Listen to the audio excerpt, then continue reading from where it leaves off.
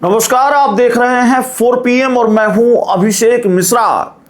देखिए, बांकीपुर में भारतीय जनता पार्टी अपनी साख की लड़ाई लड़ रही है। बांकीपुर का विधानसभा उपचुनाव खोने के लिए सबसे ज्यादा किसी के पास अगर कुछ है तो सबसे ज्यादा किसी के पास अगर है तो वो भारतीय जनता पार्टी के पास है। बीजेपी के सामने अपने गढ़ को बचाने की चुनौती है।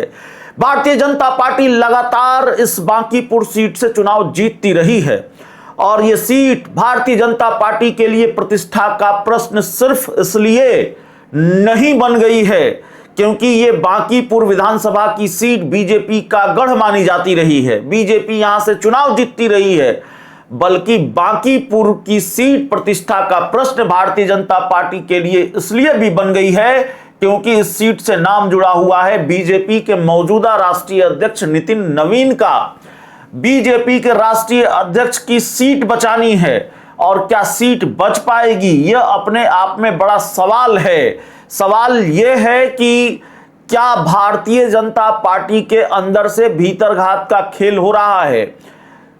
प्रशांत किशोर कितनी बड़ी चुनौती है, आरजेडी कितनी बड़ी चुनौती है, आरजेडी की रेखा गुप्ता कितनी बड़ी चुनौती है। इन सवालों से इतर एक सवाल यह भी है कि भारतीय जनता पार्टी के लिए कितनी बड़ी चुनौती है।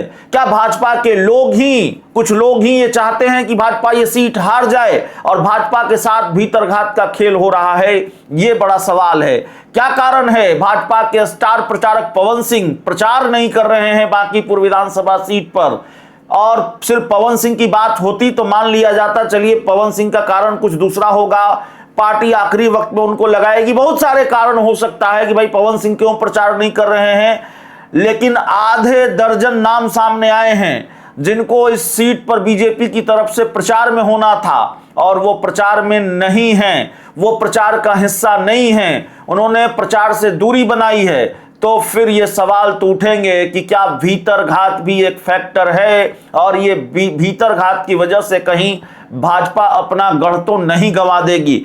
और हम आधे दर्जन नामों का जिक्र कर रहे हैं, कोई एक्सक्लूसिव नाम नहीं है, ये बिल्कुल मीडिया रिपोर्ट्स के हवाले से जानकारी निकलकर सामने आ रही है और सर्वविदित है। जो लोग भी बांकीपुर विधानसभा उपचुनाव को देख रहे हैं, जिनकी भी नजर इस उपचुनाव पर है, वो उन चेहरों को मिस कर रहे हैं जिनकी चर्चा हम करने वाले हैं। और अगर वो चेहरे दिखाई नहीं दे रहे हैं तो फिर ये सवाल अपने आप मुंह बाए खड़ा हो जाता है कि आखिरकार बीजेपी के इन बड़े चेहरों ने क्यों बांकीपुर उपचुनाव में प्रचार से दूरी बना ली है और किस तरह की नाराजगी अपनी ही पार्टी से है, और क्या भाजपा का एक बड़ा खेमा ये चाहता है कि बीजेपी हार जाए और क्यों चाहता है। हम पहले ही कह चुके हैं कि भाई सम्राट चौधरी के खिलाफ रेफरेंडम है कि नहीं है, जैसा प्रशांत किशोर कह रहे हैं, लेकिन सम्राट चौधरी को लेकर एक खेल भारतीय जनता पार्टी के अंदर भी चलता रहा है, उनके मुख्यमंत्री बनने से पहले भी, उनके मुख्यमंत्री बनने के बाद भी, और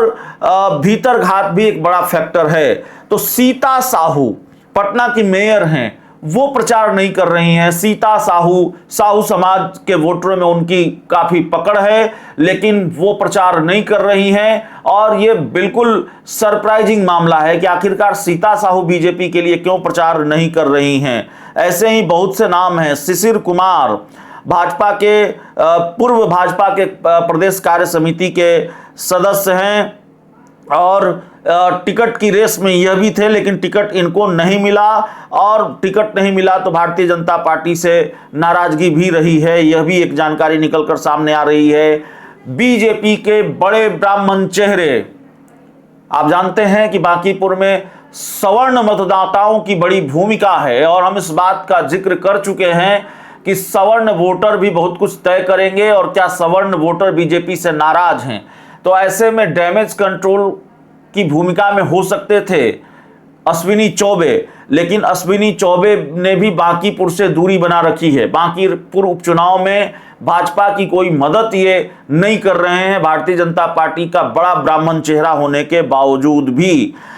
और आधिकारिक तौर पर अश्विनी चौबे ने प्रचार से दूरी की कोई वजह नहीं बताई है और पार्टी इस पर सफाई दे रही है कि स्टार प्रचारकों का कार्यक्रम चरणबद्ध तरीके से तय किया जाता है। तो देखना है अश्विनी चौबे मैदान में आते हैं कि नहीं आते हैं। पवन सिंह जिनकी चर्चा हम पहले ही कर चुके हैं, रविशंकर प्रसाद माफ कीजिएगा, पटना साहिब से सांसद हैं, लेकिन रविशंकर प्रसाद जाहिर तौर पर नजर नहीं आ रहे हैं और उस तरह की सक्रियता उनकी दिखाई नहीं दे रही है जिस तरह की दिखाई देनी चाहिए थी। तो अजय आलोक भारतीय जनता पार्टी के राष्ट्रीय प्रवक्ता हैं, पटना से ही आते हैं, पटना से ताल्लुकात है और बांकीपुर विधानसभा क्षेत्र से ताल्लुकात है, लेकिन वो भी प्रचार नहीं कर रहे हैं। टिकट की रेस में वो भी थे, तो कहीं टिकट नहीं मिल पाने का मलाल तो नहीं है? क्यों पार्टी के लिए या पार्टी के उम्मीदवार के लिए प्रचार नहीं कर रहे हैं, यह भी सवाल है। और अजय आलोक के बारे में ये कहा जा रहा है या ये चर्चा है कि टिकट की दौड़ में शामिल थे, टिकट नहीं मिलने के बाद उन्होंने कोई सार्वजनिक प्रतिक्रिया नहीं दी, लेकिन अब बांकीपुर में प्रचार करते नजर नहीं आए और इसको स्थानीय स्तर पर टिकट की दावेदारी से जोड़कर देखा जा रहा है। तो बीजेपी ने 40 स्टार प्रचारक उतारे हैं मैदान में, लेकिन उन स्टार प्रचारकों में पवन सिंह का भी नाम है, वो भी नहीं है, और बाकी कई और दिग्गज भाजपा के बांकीपुर में बीजेपी के लिए प्रचार नहीं कर रहे हैं। क्या इसको भारतीय जनता पार्टी के लिए अशुभ संकेत माना जाए? शुभ संकेत तो कतई नहीं माना जा सकता। भाजपा के लोग अगर भाजपा के लिए प्रचार नहीं कर रहे हैं और दूसरी तरफ बीजेपी पूरी ताकत लगा चुकी है इस उपचुनाव में और इस ताकत में उनकी कोई भूमिका नहीं है जो भाजपा के दिग्गज माने जाते हैं, तो बीजेपी क्या पूरी ताकत लगा कर भी अपना गढ़ बचा पाएगी? ये बड़ा सवाल है बांकीपुर विधानसभा उपचुनाव में। बहुत बहुत धन्यवाद।